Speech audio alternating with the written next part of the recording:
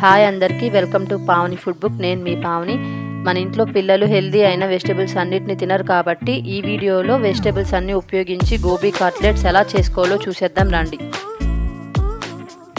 Cauliflower కట్లెట్కి కావాల్సిన ingredients: cauliflower, బంగాళదుంప, carrot, పచ్చిమిర్చి, ఆనియన్, క్యాప్సికమ్, గరం మసాలా, మైదా, జీలకర్ర, ఉప్పు, కారం, ధనియాల పొడి, కార్న్ఫ్లోర్, జింజర్ గార్లిక్ పేస్ట్. ముందుగా మనం తీసి పక్కన ఉంచుకున్న బంగాళదుంపల్ని పీల్ ఆఫ్ చేసుకుందాం.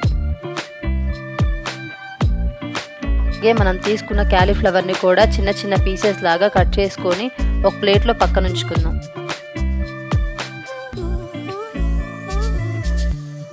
ముందుగా మనం పీల్ ఆఫ్ చేసుకున్న బంగాళదుంపల్ని కట్ చేసుకొని అదే ప్లేట్లో పక్కన పెట్టుకుందాం. అలాగే ముందుగా మనం తీసి పక్కన ఉంచుకున్న క్యారెట్లను కూడా సన్నగా తురుముకొని ఒక ప్లేట్లో పక్కన ఉంచుకుందాం.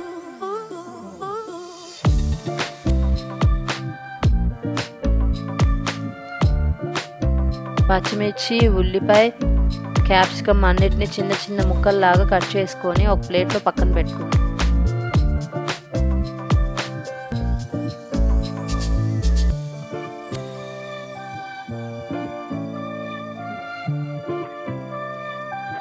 ఇప్పుడు కుక్కర్ తీసుకొని ముందుగా మనం కట్ చేసుకున్న కాలీఫ్లవర్, బంగాళదుంపలు మునిగేలాగా వాటర్ యాడ్ చేసుకొని స్టవ్ ఆన్ చేసుకొని కుక్కర్ని స్టవ్ పైన పెట్టుకొని 3 విజిల్స్ వచ్చేలాగా ఉడికించుకుందాం.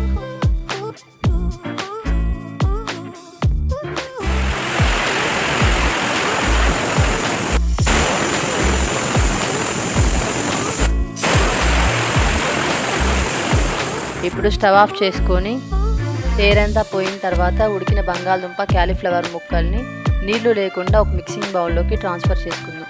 తీసుకున్న బంగాళదుంప, కాలీఫ్లవర్ని స్మూత్గా మ్యాషర్తో మ్యాష్ చేసుకుందాం. ఇప్పుడు అందులోకి ముందుగా మనం కట్ చేసి పెట్టుకున్న క్యాప్సికమ్ ముక్కలు, ఉల్లిపాయ, అందులోనే పచ్చిమిర్చి, క్యారెట్ వేసుకొని అందులోకి 1 టీ స్పూన్ జీలకర్ర, 2 టేబుల్ స్పూన్లు ఉప్పు, 1 స్పూన్ కారం, 2 టేబుల్ స్పూన్లు కార్న్ఫ్లోర్,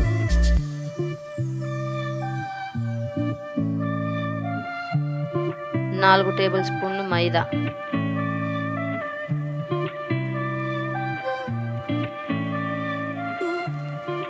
ఒక టేబుల్ స్పూన్ ధనియాల పొడి, 1 table spoon garam masala, 1 table spoon అల్లం వెల్లుల్లి పేస్ట్ వేసుకొని అంతా కలిసేలాగా కలుపుకోవాలి.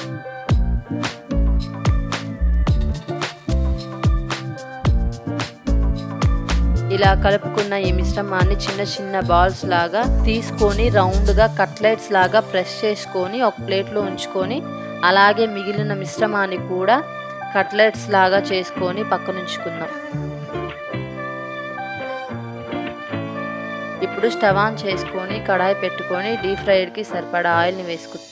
ఆయిల్ హీట్ అయిన తర్వాత ముందుగా మనం ప్రెస్ చేసి ఉంచుకున్న కట్లెట్స్ని ఒకదాని తర్వాత మరొకటి వేసుకుందాం. ఇలాగా 2 వైపులా తిప్పుకుంటూ గోల్డెన్ బ్రౌన్ కలర్ వచ్చేలాగా వేయించుకొని తీసుకుందాం. అలాగే మిగిలిన కట్లెట్స్ని కూడా వేసుకుందాం.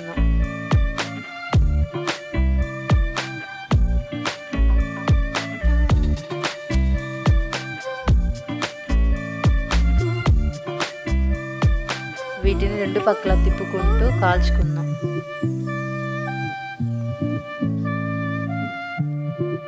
ఫ్రై అయిన కట్లెట్స్ని తీసుకొని ఒక ప్లేట్లో సర్వ్ చేసుకుందాం. అంతేనండి, ఎంతో simple and tasty gobi cutlets తయారైపోయినాయి.